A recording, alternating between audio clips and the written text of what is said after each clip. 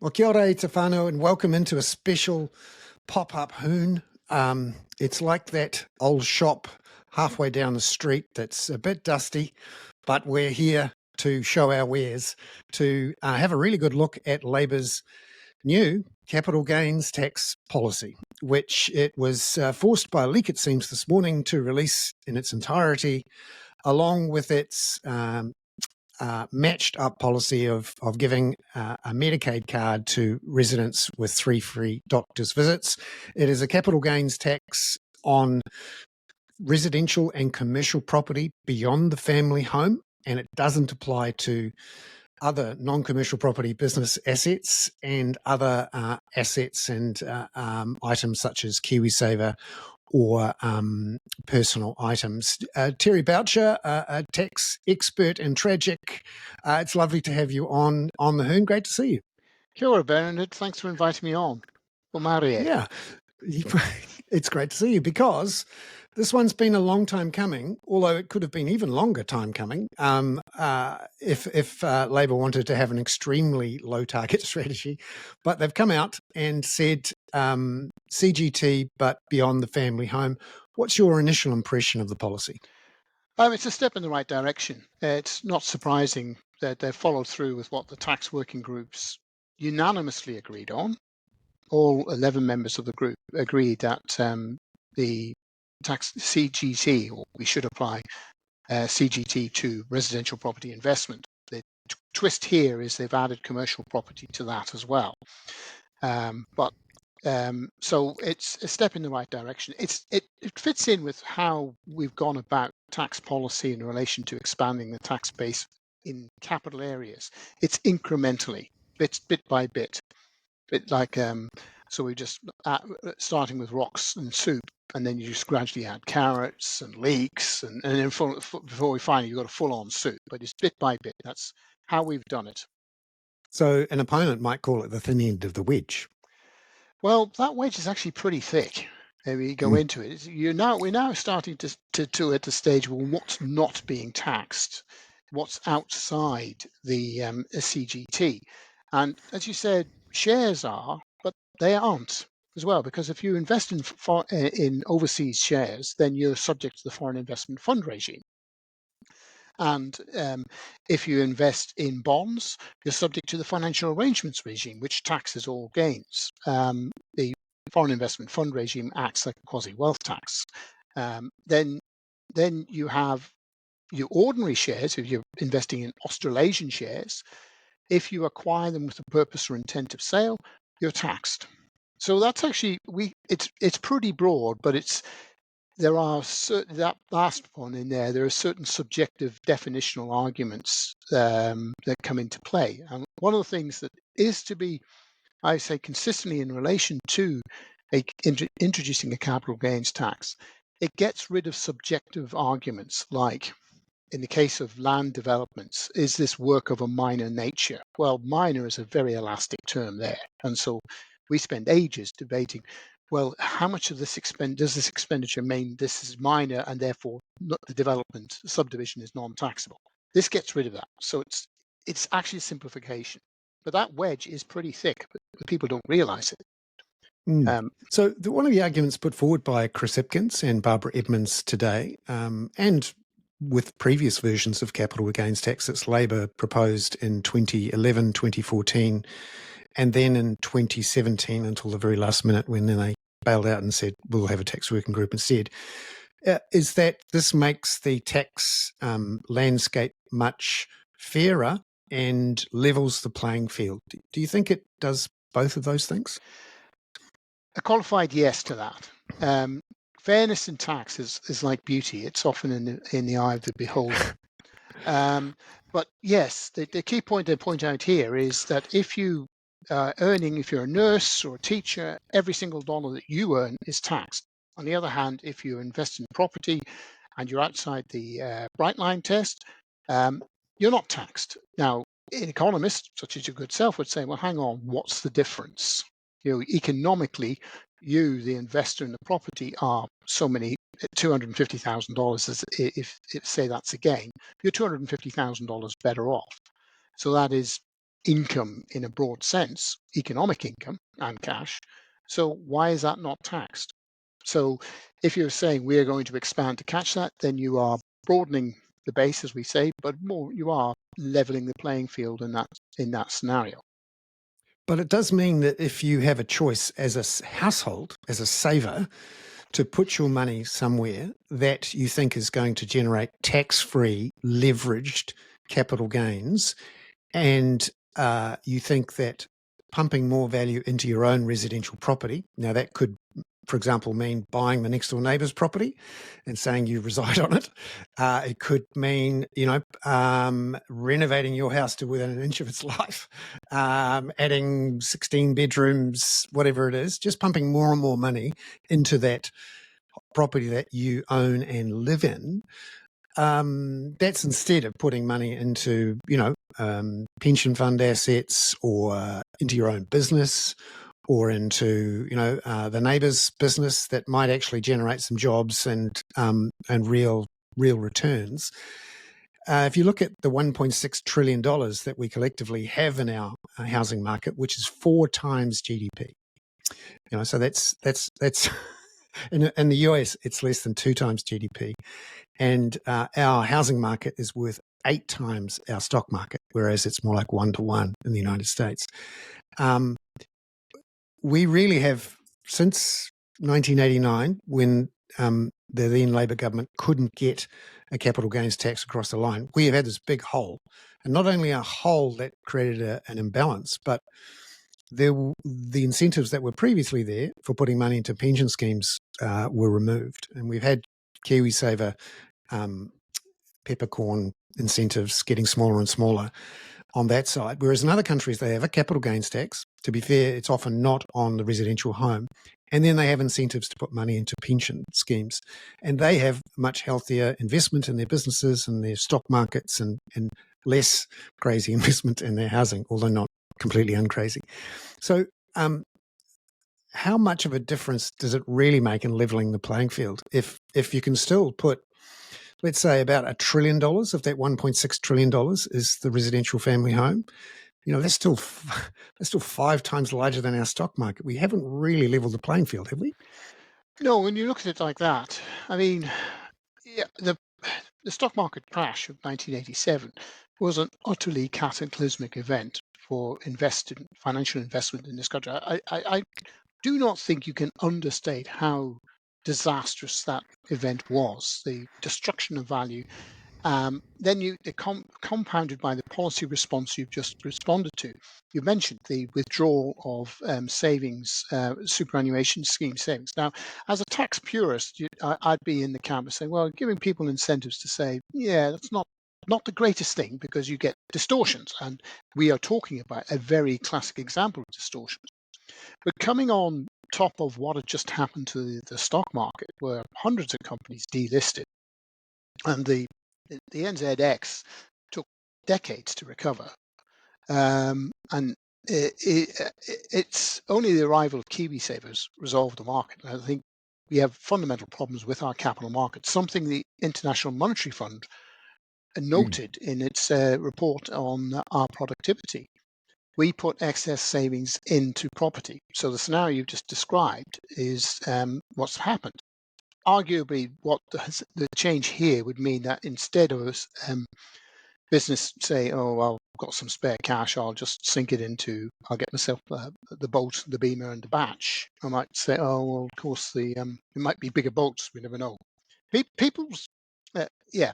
So yes, it's a step forward. I mean, but as I said off screen, you said from small acorns, great oaks grow. And it's sort of, if we're starting to shift the balance back away towards productivity, to encouraging, it's got to be a range of other things must happen as well. But this is a step in the right way to say, over investing in property. I mean, as a tax purist, I'd be following what the example of in residential property, I'd be following the example of America, where the first $250,000 US of gains on the sale of the family home are exempt, and then capital gains tax applies above that.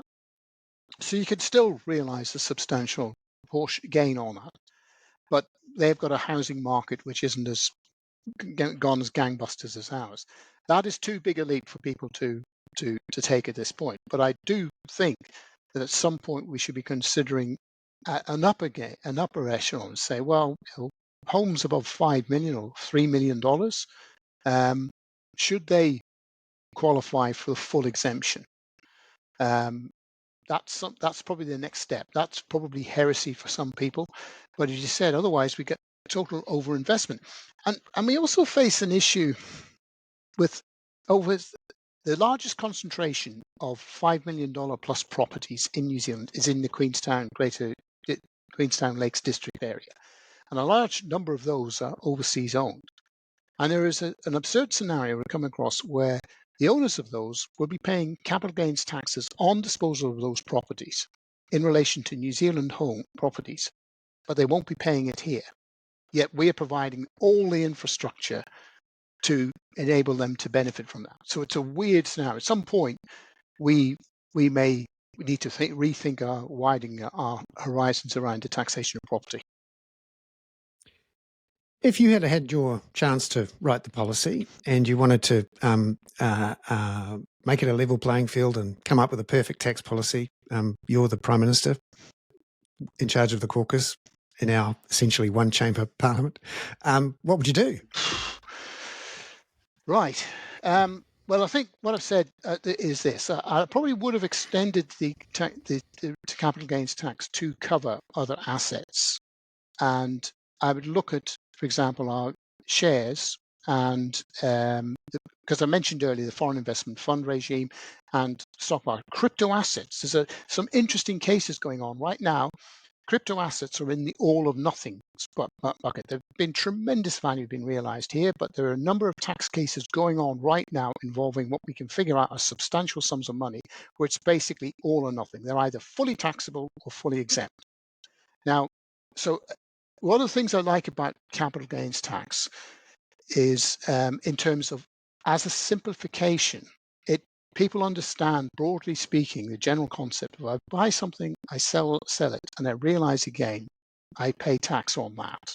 Broadly speaking, they do. If you look at the myriad, but you look at how our other rules operate, they become very complex. Now, what I would also marry with that, because you mentioned KiwiSaver, is KiwiSaver has no savings. So you would introduce limited savings. If you invest through KiwiSaver, the funds inside KiwiSaver, which at the moment are taxed subject to ordinary rules, become non-taxable. Now you might say, oh my God, lots of people will pile into it.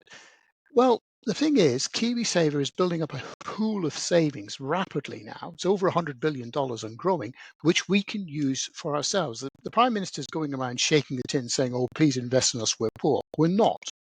We have the funds available here. We just haven't deployed our capital efficiently, in my view. And I think, in fact, we put it overseas. We're talking, nearly 85% of the New Zealand super fund is overseas, and it's not that far off for KiwiSaver. Well, that's actually sensible investment strategy. One of the huge criticisms when the current foreign investment fund regime was introduced is to say, well, hang on. We have to diversify investment portfolio theory says we must invest offshore, and you're penalizing us relative to New Zealand investors. It's time for a look at the regime. I think the 5% deemed return is too high, but that's an aside. So, look, I'd broaden the scope. I probably would have to accept that, no, Terry, you can't be a purist and tax the family home, but you could say above a certain level, or you might have a transactional tax. It so happened last week I spoke to a British journalist about stamp duty and abolition. They were talking about getting rid of stamp duty there, and they wanted to know, well, what was the New Zealand experience? And I said, well, there are always unintended consequences in tax. And just on unintended consequences, people will come out and say, hey, if we tax things, we lose investment, blah, blah, blah, blah. Yes, we do. But if you don't tax something, you also get distortions. All economists accept if you tax something, there is a distortion into it. But equally, if you don't tax something, you finish up with distortion. And our housing market and our overinvestment in property is the example of that. And the paper says it, and I've said it again. Australia's CGT is 40 years old, celebrated its 40th birthday last month. And we just to look at it, the question of the two. They have a CGT, we don't. If the theory was right about how bad taxing capital was, we would be richer than Australia. We're not. And that's with the capital gains tax in Australia essentially being halved for rental property investors by John Howard, I think in 2001. So, yes. And you were mentioning the 1999 withdrawal of the stamp duty in New Zealand, which was in theory designed to make it easier to get into a home, but of course just went straight into the price. Quickly clarify, 1988 is when we removed stamp duty on residential property, and it was 1999 that it was removed on commercial properties and leases. But there was, from some research, it does appear that rather than making it easier for first home buyers to get into, it seems to have encouraged residential investment. Although I think you have to also come back, pick up the point I mentioned earlier about the disaster of the stock market. And so the incentives into investing in property become much stronger, particularly when you're allowed to leverage, the banks lending more, and then in 1991, the removal of a $10,000 limit on how much losses you could offset against your other income. A number of factors all come into play in there, and you can see. Excellent. Yeah. Terry, thank you so much for coming on to the show. We're just about to have a chat with Shamubeel Eaqub now.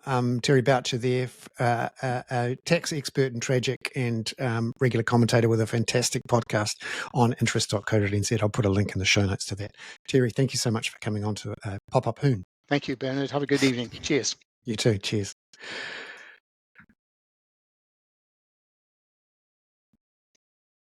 Well, kia ora, and welcome into Shamubeel Eaqub from Simplicity. Shamubeel, great to see you on a pop-up Hoon. This is a bit like the empty, dusty shop halfway down the street that now has a big party going on inside it. Shamubeel, lovely to see you. We've just had a chat with Terry Baucher about this Labor capital gains tax policy, and I'm curious, what's your first impressions of it? Well, the first impressions, it's a small step in the right direction in expanding the tax base, but it is a very small step. So in outer years, it's going to raise somewhere around $1.3, $1.4 billion. That's roughly 1% of the taxes we paid in the last year. So yes, it's good in that we are finally kind of talking about and hoping to implement a tax on capital income, but it is going to be very small to start with. And really, it's that wider thing of, is it going to solve and move the dial? Probably not. Yeah, because for a long time, we've been one of those outliers in the OECD not having a capital gains tax. And I know that a capital gains tax in other countries often also doesn't apply to the residential home, but it may well apply to other assets beyond commercial property in business. So when you buy a share or you buy a business asset or some intellectual property or whatever, you do pay capital gains tax on that in the likes of the United States or Australia or the UK. What did you think of that quite limiting approach on a capital gains tax, not including business assets or farms? Yeah, look, I think politically that made sense because we know that the political support for a capital gains tax is quite partisan, and if you included farms and businesses, you would spook pretty much anybody on the right of center. So from a progressive perspective, it's really saying, look, we think we need to have a tax on capital, but if we went full bore, it would be unacceptable to large majority of New Zealanders. In terms of taxes on financial returns, those are already taxed. So as you know, on your KiwiSaver and your financial investments, overseas shares and bonds, you are paying tax on them. So the reality is that the tax net is fairly broad. It's only around sales of businesses, sales of farms, and sales of own homes that are excluded. Other assets do come in. So again, I think it's about putting it in context of being progressive, heading in the right direction, rather than, like I said, it's not big, right? I mean, the expected tax revenue is such a small number in the scheme of things. But when we also know that when it comes to our demographic issues, we do have to tackle how we think about tax systems in the future. And so this is that, we've got to get started somewhere. So The Finance Minister, Nicola Willis, from the National Party has come out and said, well, this will deter investment in businesses and will stop some of the economic growth that would come from that investment. What's your view on that? Look, that's the kind of standard response to any kind of tax. Everybody's going to leave New Zealand because our tax system is too onerous, apparently, even though Australia has a more progressive income tax regime than ours. Their top tax rate is much higher than ours. People are not leaving Australia for New Zealand because of tax rates. They're going to Australia because there are higher incomes. So the reality is that, yes, at the margin, taxes are a disincentive. But the alternative is, if you don't have that income, are you not doing things that would be good for businesses? What are you giving up by not paying those taxes? So I think it was quite clever of the Labour Party to kind of hypothecate the tax or ring-fence the tax specifically for health, because health is something that we care about a lot in New Zealand. I was looking at the Ipsos Issues Monitor, and health is number 1 or 2, particularly for older New Zealanders, is the number 1 issue. So I think it creates at least a little bit of connection between, yes, we will be charging you more, but understand it is for something that you value quite a lot.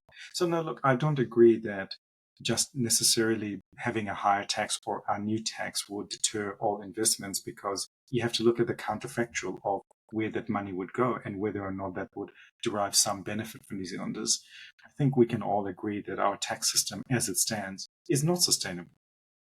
Yeah, it's interesting to see this argument that this would help to level the playing field and help change some of the incentives in the economy. Just for those who may think, what's the problem to solve here? How has that not having a capital gains tax, particularly on residential investment or investment in residential property, how has that changed the sort of innards of the economy, the incentives, the decisions about how we invest in businesses or infrastructure or skills or whatever?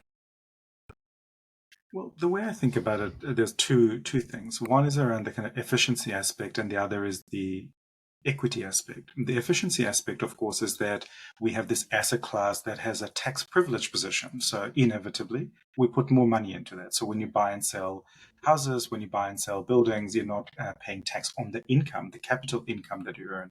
As a result, it's privileged relative to other assets. So we put more money into it. Now, not all of it is bad, but I think we can quite clearly see that in New Zealand, we have underinvested in the productive parts of our economy, whether it's in our businesses or in our infrastructure, or whether it's in deepening the kind of the quality of the technology that we use in the businesses. So I think at the margin, we can argue that there's a misallocation of capital because of the tax settings. It's not the only thing, but it is absolutely one of those things at the margin. The other part is the equity part. And what I mean by that is, we've essentially said, look, if it's income from work, it's heavily taxed. But if it's income from wealth and if it's income from capital, that is not income at all from the taxman's perspective, which is bizarre, right? Because it's rich people who have lots of wealth. And essentially what we're saying is you should pay less tax rather than more tax because you are able and you benefited from the wider public system as it exists. So we essentially, compared to other countries, we put a lot more of a tax burden on middle and lower New Zealand than should be the case. So what other options could Labor have adopted? We've seen the Green Party with a wealth tax. Apparently Labor did consider a wealth tax. What are the relative pros and cons of a capital gains tax, as suggested here by Labor, versus a wealth tax or maybe a land tax? What do you think there? Yeah, look, if you kind of have a blank page and there was no politics to navigate, then of course you'd have a wealth tax or a land tax that's broad and clean and beautiful for geeks, right? But the reality is that that's not the reality of tax. It's a very political thing. And our politics is very fragmented and very ideological, and tax is right at the core of it. So my sense is that there were actually very few options for a Labour government or a Labour Party to put forward. So if Labour is elected in the next election, they would not be elected if they had promised a really big capital gains tax or a really big wealth tax. It simply would not have flown. And I think they could have kissed goodbye to being in power. So I don't think they were politically palatable options. Certainly, if you kind of took a nerd option, there are lots of other ways that you would have done it. Gareth Morgan's been talking about a comprehensive capital gains tax for years. On paper, it's beautiful, but who the hell's going to vote for it? Yeah, it's a tough one because now we have $1.6 trillion as households invested in our homes, not just the ones we live in, but the ones we might own extra, the second or third or 19th, if we happen to be a really energetic venture property investor. And $1.6 trillion is 8 times the size of our stock market and almost 4 times the size of GDP, which if you look at other so-called normal countries, the United States and Australia, is just way out of whack. I wonder if, this thing is now so big, it's a bit like a bomb. It's so big, it's too big to diffuse. We just have to just keep it rolling. But there's a bit of a context here, Bernard. We're not alone in this. Lots of countries have been addicted to the same drug. Australia is not that different to us. So in New Zealand, roughly about, I can't remember the exact number, but something like 56% of our net wealth is in real estate. In Australia, it's 2/3. So they're even more addicted than ours, and their pension system is massive, right? Their pension system, they have huge amounts of financial investments, although lots of people do borrow against the super invest in housing. So there is an element of, you're absolutely right, there is this kind of this weird, we are stuck now because there is just so much wealth, there is so much interest that's tied up, so much debt that's hung off the back of it. You can't suddenly just switch away. And that's where the political reality comes in for me, is you can't sit there as an accountant or an economist and go, there is this beautiful tax system I've designed and we should just do it. I don't think that would have worked. You do have to find a politically palatable option. But also we should think of it as political choices that will change over time. So what's possible today is not what will be possible in 10 years' time. Things will shift. And the reason I think things will shift is, within the next 25 years, all the taxes we pay on work will be taken up in health and super. That's when those political choices will become really tense, and we will see some really big shifts taking place, both on the taxing side and on the spending side. And you do have to make all of those different choices. It's about trade-offs. Yes. Shamubeel, just finally, our economy, I'm a bit rude and I say it's a housing market with bits tacked on. And we've seen for the last, I'm sure there's some academic economists who are grinding their teeth when I say things like that, which is fair enough. But for the last... No, actually, did you see the paper from Motu that pretty much backed up your narrative? Yeah. Arthur Grimes, who's no mug academic economist either. But I'm curious, for the last 2 to 3 years, we've seen house prices come down from their peaks. And in some places, it's 20, 30% down. It's around 15% down, 10% down, depending on where you are, apart from Queenstown, which, of course, I actually think is part of the Australian economy rather than ours. Can our economy actually grow when it doesn't seem to be getting capital gains? And is a capital gains tax on a housing market which possibly won't grow again? Is it doable to have a capital gains tax and an economy on when we don't seem to have much capital gain at the moment? Look, I think the answer is absolutely yes. In the sense that, do we have an economy outside of the housing market? We do, but it's very closely tied, as we have seen. House prices relative to incomes are back to where they were pre-pandemic, so they actually haven't fallen a hell of a lot. They've gone from insanely expensive to just obscenely expensive. So, my sense is that no, but I think that psychology, the ability to access money, all of those things have been very heavily impacted. But also there is a demographic impact, right? We're just running out of people in this peak house buying ages. So we're not going to have the kind of baby boomer led boom that we had in the last couple of decades. That's going to be much harder to happen in the future. There is a transition that will take place, and I think it's going to be very messy.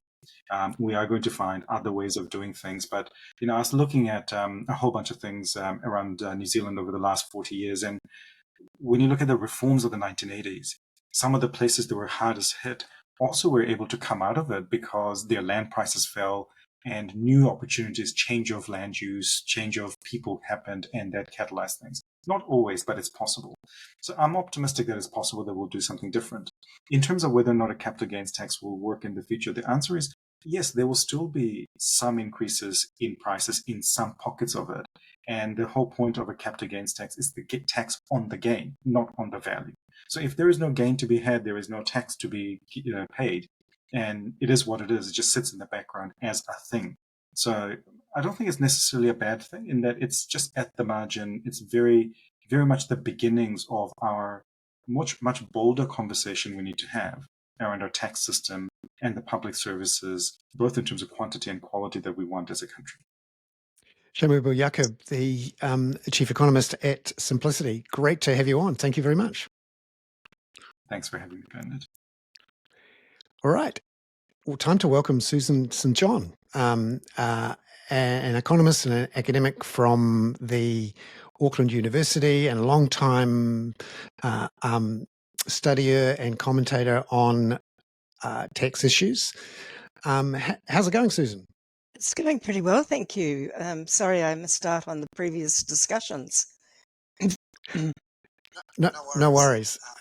It's great to have you on because you've been watching this very closely for so many years and have put forward various proposals. And now we have, it's not quite a new one, but it is a slightly tweaked version of things that have been around for a while. And it's quite a different choice to something else Labor apparently were considering. What did you think of today's proposal? Well, it depends what you think the problem actually is. And I think the problem is that we've got a huge wealth divide driven by the housing market. And any capital gains tax that is introduced will only be on future capital gains, and it doesn't touch the accumulated capital gains. And I have a lot of concerns about this one in that it has a start date. So everything will have to be valued. You'll have to decide whether your house is actually a family home or if it's a second home. And that, of course, can change. Your situation can change over time. So there'll be lots of debates about what it is that will actually be valued. I couldn't help but smile thinking about Prime Minister Luxon negotiating his CV downwards. Maybe that's not going to prove to be such a good idea. But, there's enormous problems in introducing these things, so that if you've got mum and dad investors and they've got to keep records, every little improvement that they make, and at the end of the day, they might make a tiny little capital gain, which is all going to be taxed at 28%, regardless of their tax rate. So, yes, I suppose you could say that it's better than doing nothing. What could they have done to try to tax some of those huge capital gains we've seen over the last 20, 25 years? Well, Terry and I, of course, have worked on this for some time, and I still think that having an approach which looks at the net equity held in housing as a whole, not exempting the family home, but allowing a moderate exemption to recognise that housing is something that is a fundamental human right. But what we've got in New Zealand is housing as a commodity traded for gain, tax-free gain, and it's been extremely damaging. And I'd also be arguing that there is a real resource problem. And it breaks my heart to see all the concrete and steel and resources and men and machines going into building elaborate mansions that somebody might live in for part of the year and might be even foreign owned, and all of that going at the expense of whatever else we could have done with those resources. So I would have liked to have seen Labor be a bit bolder. I don't think this particular capital gains tax precludes them doing more by way of a wealth tax. It doesn't shut that out. I'm not clear as to whether or not they are now eliminating the bright line test. So if they are, some of the gains are going to be ephemeral and that they would have had them anyway under the bright line test. They could have extended that to 10 years, for example, alongside a net equity and housing approach.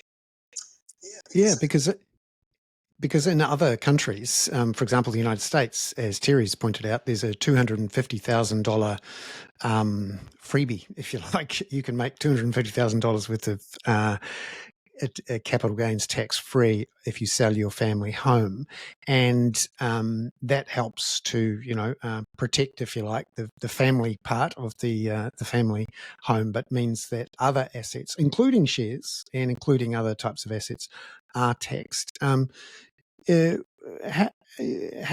could a tax be, a wealth tax or a capital gains tax, be structured to, provide a bit of protection, but not allow the whole mansion problem?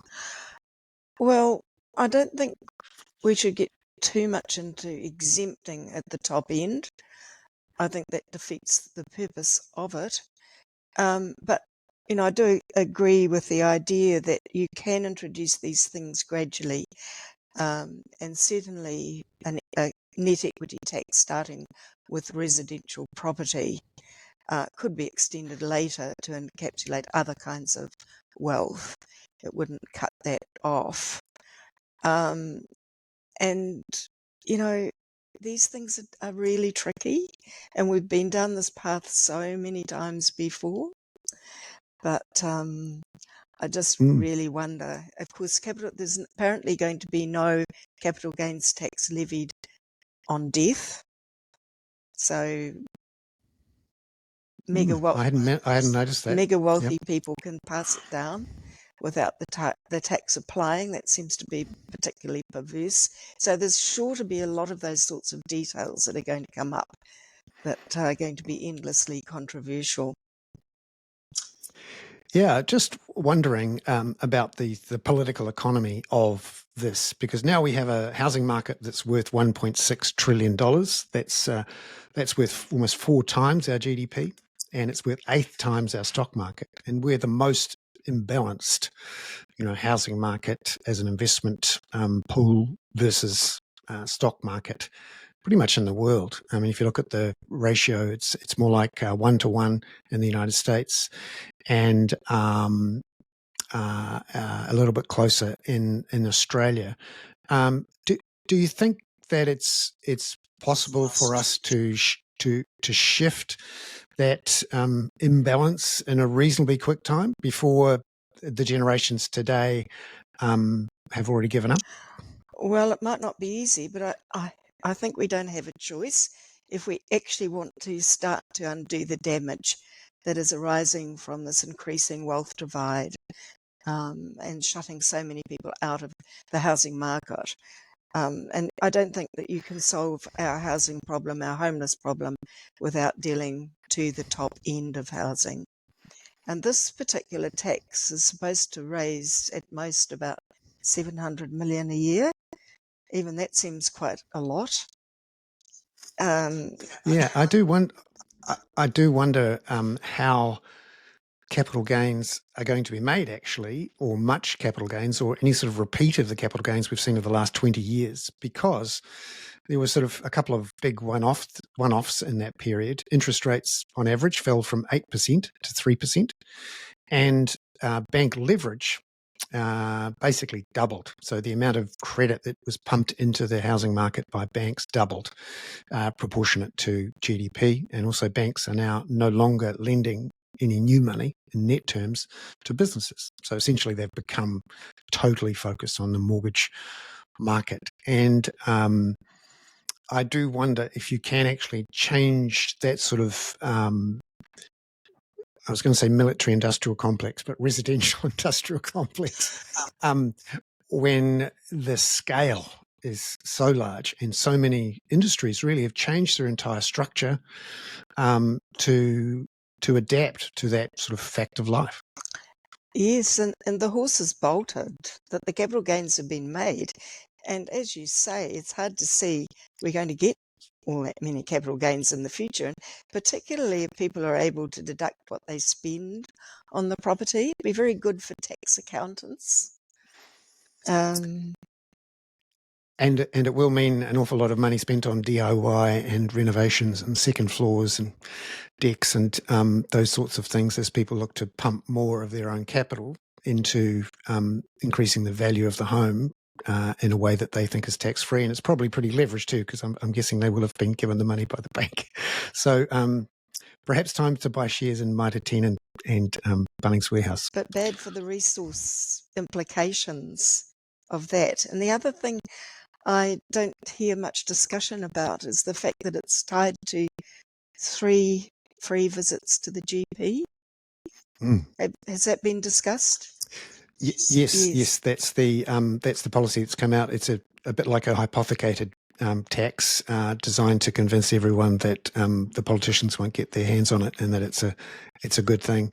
It seems a very clever political tactic, but I'd be curious to know 3 visits per person per year. That's not going to be cheap, and I wonder if the numbers will add up. And of course, if it's for everyone, then it will go to those people who are sitting on large untaxed capital gains. So distributionally, it'll be interesting to see that analysis. And what happens if, in fact, some years we don't have any capital gains because the market's falling? Does that mean the money isn't there to support those free visits? Lots of questions, Bernard. Yes. Susan, it's been lovely to have you on the show. Thank you for coming on and shedding a bit more light on those quirks and features and unintended consequences. Lovely to have you on. A pop-up of the Hoon, Susan St. John from Auckland University and also doing great work with the Child Poverty Action Group and many others. Thank you very much. Thank you, Bernard. So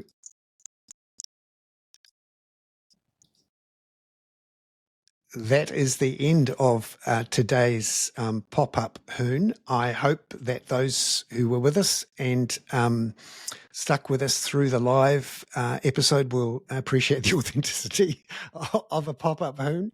The sign writing wasn't fantastic, and there was some piles of dust in the corner of our pop-up store, but hopefully it was useful and interesting, and I welcome your feedback. Ka kite anō.